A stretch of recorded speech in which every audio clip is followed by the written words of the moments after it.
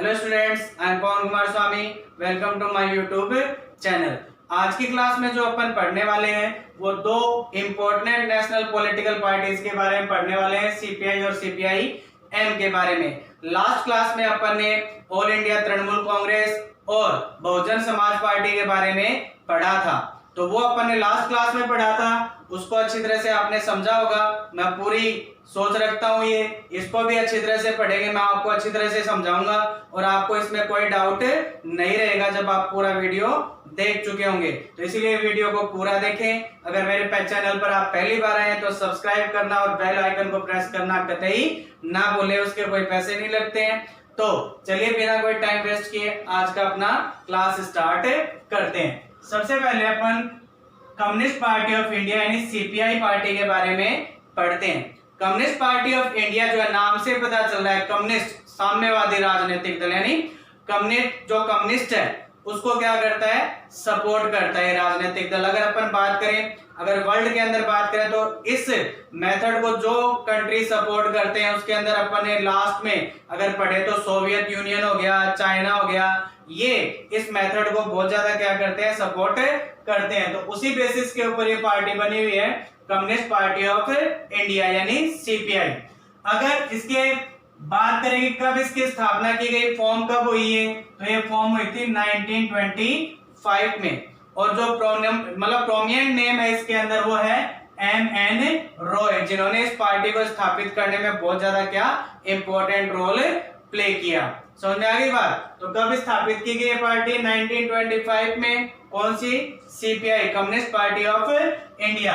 इसके अलावा believes in Marxism, Leninism, secularism and democracy, यानी ये जो पार्टी है ये जो कार्ल मार्क्स के जो विचार हैं, उनकी जो शिक्षाएं हैं उनमें बहुत ज्यादा विश्वास रखती है। इसके अलावा लेनिन, व्लादिमीर लेनिन जो अपन ने पढ़ा था 9th क्लास के अंतर्गत, उनके विचारों से भी पार्टी बहुत ज्यादा क्या है, प्रभावित है। इसके अलावा धर्मनिरपेक्षवाद में बहुत ज्यादा विश्वास रखती है और लोकतंत्र का भी बहुत ज्यादा क्या करती है, सपोर्ट करती है।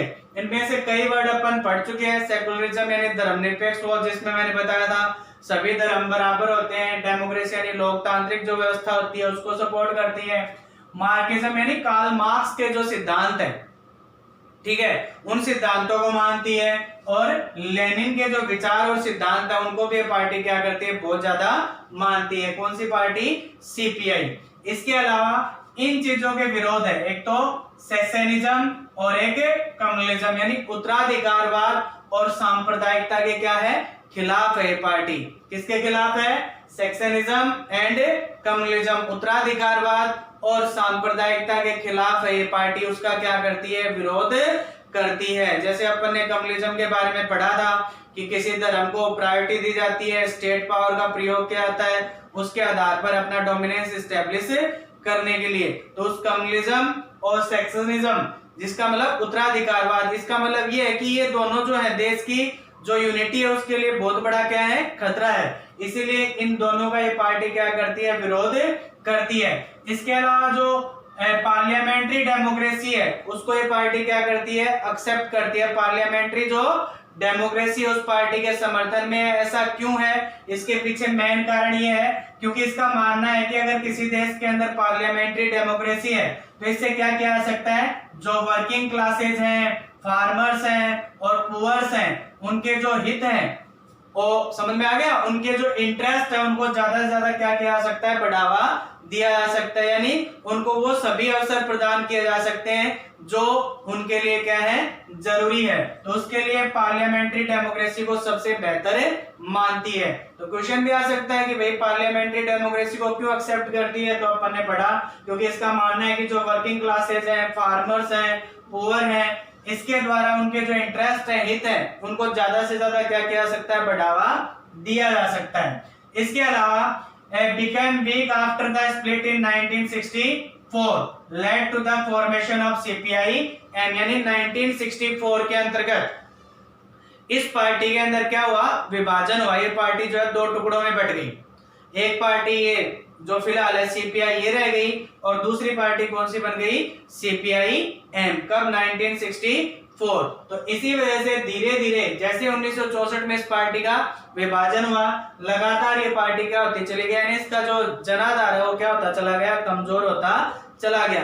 एक चीज अपन ने बीच में मिस कर दी कि यहाँ पर वैसे तो इसको फॉर्म जो ईयर बताया जाता है वो कितना बताया जाता है, 1925 बताया जाता है, लेकिन इस ईयर को लेकर थोड़ा क्या है, कंफ्यूजन है। ऐसा माना जाता है कि 1920 के अंतर्गत इस पार्टी की क्या की गई थी, स्थापना की गई थी, लेकिन अगर अपन इसके आंकड़ों में देखें तो 26 दिसंबर 1925 के अंतर्गत इस पार्टी की क्या मानी जाती है, स्थापना मानी जाती है। तो बीच में छूट गया था, वो मेंशन करना मैंने जरूरी माना, तो आपको अब बता दिया। इसके अलावा ये पार्टी का जो डोमिनेंस है, प्रेजेंस है, यानी इन स्टेट के अंदर ये पार्टी बहुत ज्यादा पॉपुलर है, जैसे कि केरला हो गया, वेस्ट बंगाल हो गया, पंजाब है, आंध्र प्रदेश है और तमिलनाडु, इन स्टेट के अंदर इस पार्टी की प्रेजेंस देखने में आती है, यानी बहुत सशक्त पार्टी है ये इन स्टेट के अंदर। कौन से स्टेट में, केरला, वेस्ट बंगाल, पंजाब, आंध्र प्रदेश और तमिलनाडु। इसके अलावा 2014 के अंदर जो लोकसभा चुनाव हुए थे, उन लोकसभा चुनाव के अंदर इस पार्टी को 1% से भी कम वोट मिले और एक सीट यानी एक सीट प्राप्त कर पाई ये पार्टी, और 1% से भी कम क्या प्राप्त कर पाई, वोट प्राप्त कर पाई। तो इसी से हम अंदाजा लगा सकते हैं कि ये पार्टी स्प्लिट के बाद कितनी ज्यादा क्या हुई है, कमजोर हुई है। इसके अलावा ये पार्टी क्या चाहती है, wants to build a strong left front with all left parties. मैंने बताया था क्या होता है फ्रंट और लेफ्ट, क्या होता है, अलायंस ही होता है एक तरीके से, यानी गठबंधन बनाकर समूह बनाया जाता है। तो इस पार्टी का क्या कहना है कि अपने को जितनी भी लेफ्ट पार्टीज हैं उन सभी को मिलकर एक बहुत ही मजबूत क्या बनाना चाहिए, लेफ्ट फ्रंट बनाना चाहिए। तो उसके सपोर्ट में है ये, किसके, स्ट्रॉन्ग लेफ्ट फ्रंट के, किनके साथ मिलकर, जितनी भी लेफ्ट पार्टीज है उनके साथ मिलकर एक स्ट्रॉन्ग लेफ्ट फ्रंट बनाना चाहती है, वाम मोर्चा बनाना चाहती है। कौन सी पार्टी, सीपीआई। तो ये अपन ने पढ़ा किसके अंतर्गत, सीपीआई के अंतर्गत, यानी कम्युनिस्ट पार्टी ऑफ इंडिया के अंतर्गत की स्थापना कब की गई, 1925, 26 दिसंबर 1925। मैंने कहा इस चीज में थोड़ा सा क्या है, कंफ्यूजन है, कोई कहता है 1920 के अंदर और कोई कहता है 1925, लेकिन अगर बुक के हिसाब से देखा जाए आपकी तो कितना है, तो 1925 इसका क्या है, फॉर्म ईयर है। इसके अलावा अपन ने पढ़ा एम.एन. रॉय जैसे जो प्रोमिनेंट पर्सन थे, लीडर्स थे, उनका इस पार्टी को बनाने में बहुत ज्यादा क्या रहा, योगदान रहा। तो ये अपन ने इसके अंदर पढ़ा। दूसरी जो पार्टी है वो है communist party of India Marxist, यानी communist party of India Marxist जो अपन ने पढ़ा कि 1964 के अंदर सीपीआई के अंदर स्प्लिट हुआ और उसके परिणाम स्वरूप इस पार्टी की क्या हुई, स्थापना हुई। कौन सी पार्टी की, communist party of India Marxist. जैसे मैंने लिखा है फाउंडेड इन 1964। अगर अपन प्रोमिनेंट पर्सन की बात करें तो ज्योति बासु जो थे, जो बहुत ही प्रोमिनेंट फिगर है इस पार्टी के, जिन्होंने लगातार क्या किया, एज ए चीफ मिनिस्टर काम किया, कहां पर, वेस्ट बंगाल में, जो अपन ने पढ़ा 30, आगे पढ़ेंगे 34 इयर्स लगातार ये पार्टी क्या रही, सत्ता में रही। तो उसकी सबसे बड़ी जो वजह थी वो कौन थी, ज्योति बसु ही थे। इसके बाद मार्क्सिज्म और लेनिनिज्म में, यानी सेम वो का वही फंडा है जो अपन ने इसमें पढ़ा सीपीआई में, मार्क्सिज्म और लेनिनिज्म में बहुत ज्यादा आस्था रखती है। इसके अलावा सोशलिज्म को सपोर्ट करती है, सेकुलरिज्म को सपोर्ट करती है और डेमोक्रेसी को सपोर्ट करती है, यानी इन चीजों के पक्ष में है। किसके, एक तो समाजवाद के पक्ष में है, इसके अलावा धर्मनिरपेक्षवाद और लोकतंत्र जो अपन ने सीपीआई के अंदर भी पढ़े थे, सेम का सेम फंडा यहाँ पर क्या कर रखा है, मेंशन कर रखा है, किसमें, सीपीआई एम में, क्योंकि स्प्लिट तो उसी पार्टी से हुई है ना, तो ज्यादा तो नहीं लेकिन लगभग तो सिमिलरिटी देखने को मिलती रहेगी। इसके अलावा इंपीरियलिज्म और कम्युनिज्म का क्या करती है, विरोध करती है, यानी साम्राज्यवाद। ये मतलब साम्राज्यवाद समझते हो ना आपकी, भैया आप जो है आपका एरिया उसको क्या करो, एक्सटेंड करो, आप चाहते हो कि भाई मेरा ज्यादा से ज्यादा स्थान पर क्या हो, आधिपत्य हो, तो उस इंपीरियलिज्म का विरोध करती है। और कम्युनिज्म, सांप्रदायिकता, जो मैंने इसमें सीपीआई में बताया था, उस चीज के पार्टी क्या है, खिलाफ है। इसके अलावा एक्सेप्ट डेमोक्रेटिक इलेक्शंस, जो डेमोक्रेटिक इलेक्शन होते हैं, लोकतांत्रिक तरीके से जो चुनाव होते हैं, उनके पक्ष में है। क्यों पक्ष में है, क्योंकि इसका मानना है कि अगर डेमोक्रेटिक इलेक्शन हो रहे हैं तो इससे क्या होगा कि सोशियो इकोनॉमिक जो जस्टिस है यानी जो पहले जो समाज के अंदर बहुत सारे ऐसे तबके थे जिनको क्या नहीं मिलता था, न्याय नहीं मिलता था, आर्थिक रूप से भी कोई तो मतलब कि कमजोर वर्ग होता था, कोई क्या होता था बहुत ही समृद्ध वर्ग होता था। तो ये चाहती है कि अगर मतलब डेमोक्रेटिक इलेक्शन हो गए किसी कंट्री के अंदर, तो इससे क्या होगा कि for securing the objective of socio economic justice in India, इससे क्या होगा कि भारत के अंदर पहले जो समाज के अंदर ऐसे तबके जिनको अन्याय का सामना करना पड़ता था, अब उनको उस अन्याय का सामना नहीं करना पड़ेगा और उनको उसके लिए क्या मिलेगा, न्याय, यानी उनको समाज में जो हिस्सा मिलना चाहिए वो मिलेगा। इसके अलावा इकोनॉमिक जस्टिस, आर्थिक रूप से भी जो है क्या है, जैसे मैंने बताया कि भाई बहुत ज्यादा फासला देखने को आता है किनके बीच में, अमीर और गरीब के बीच में, तो वो भी इससे क्या हो सकता है, खत्म हो सकता है। इसीलिए डेमोक्रेटिक इलेक्शन को ये पार्टी क्या करती है, एक्सेप्ट करती है। क्यों? क्योंकि हम सबको पता है कि जो डेमोक्रेटिक इलेक्शन होते हैं वहां सभी बराबर होती है, ना तो वहां पर अमीर देखा जाता है, ना गरीब देखा जाता है, ना वहां पर उच्च वर्ग देखा जाता है, ना निम्न वर्ग देखा जाता है। इसीलिए इस चीज को ये क्या रखती है, मतलब कि सपोर्ट करती है।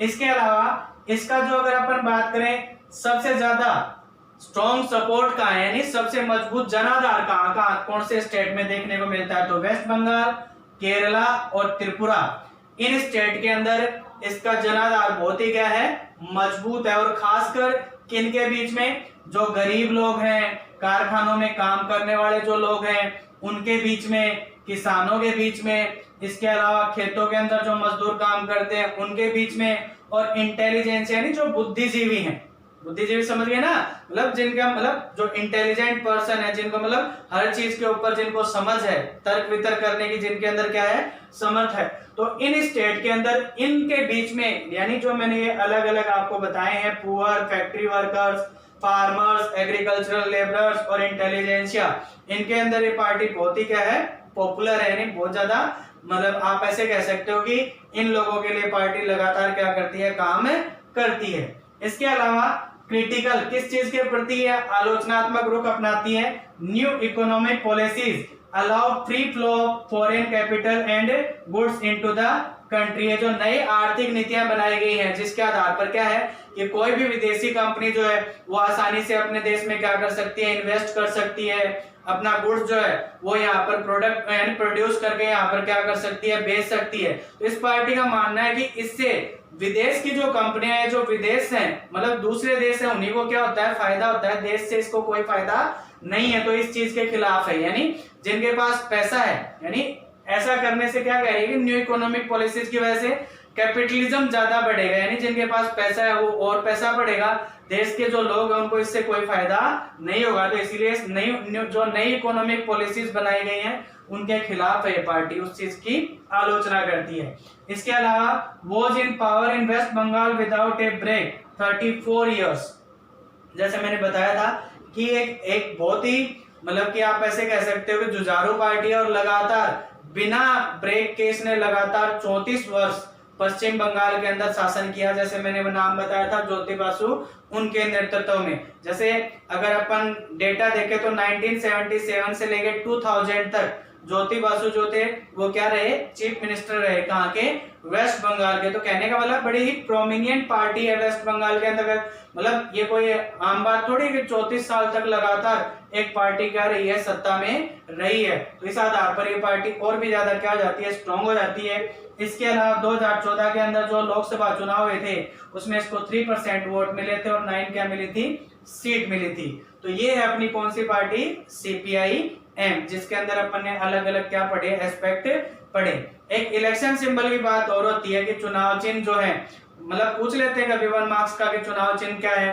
तो अगर अपन CPI की बात करें तो CPI में अपने को क्या देखने को मिलेगा, गेहूं की बाली और सिकल यानी दराती, समझ में आ गया। यानी जो गेहूं की बाली होती है उसको ग्रेन बोलते हैं अपन, और सिकल वो तो इलेक्शन सिंबल है किसका, कम्युनिस्ट पार्टी ऑफ इंडिया का। और अगर अपन बात करें communist party of India Marxist के अगर इलेक्शन सिंबल की बात करें तो उसमें वही है, एक तो हैमर दिखाया हुआ है और एक क्या दिखाई हुआ है, सिकल यानी हथौड़ा और दराती। इसका क्या है, इलेक्शन सिंबल है किसका, CPIM का। तो ये किसके अकॉर्डिंग हो गया, चुनाव चिन्ह के अकॉर्डिंग हो गया कि CPI का चुनाव चिन्ह क्या है और communist party of India Marxist का चुनाव चिन्ह क्या है। तो ये आज अपन ने पढ़े दो नेशनल पार्टीज के बारे में पढ़ा इस टॉपिक के अंदर, अपन इस क्लास के अंदर मैंने आपको अच्छी तरह से समझा दिया है। अब आपका काम है कि आप इसको अच्छी तरह से वीडियो को देखें ताकि आपको किसी प्रकार का कोई डाउट ना रहे और आप आसानी से अगर इसका क्वेश्चन आ जाता है तो उसको करने में सफल हो जाओ। मैं एक क्वेश्चन और दे के जाता हूँ आपको आज, आप मेरे को कमेंट में जरूर बताइएगा। जैसे मैंने लास्ट के जो टॉपिक पढ़ाए हैं आपको उसके अंतर्गत टू पार्टी सिस्टम जो है उसके एग्जाम्पल आपको मेरे को कमेंट्स में लिखकर बताने के टू पार्टी सिस्टम कौन कौन से देश के अंदर देखने को मिलता है। तो ये थी आज की अपनी क्लास, मैं आपको अच्छी तरह से समझाया है, आप भी इसको अच्छी तरह से समझें और तब तक थैंक यू सो मच। मिलते हैं नेक्स्ट क्लास में।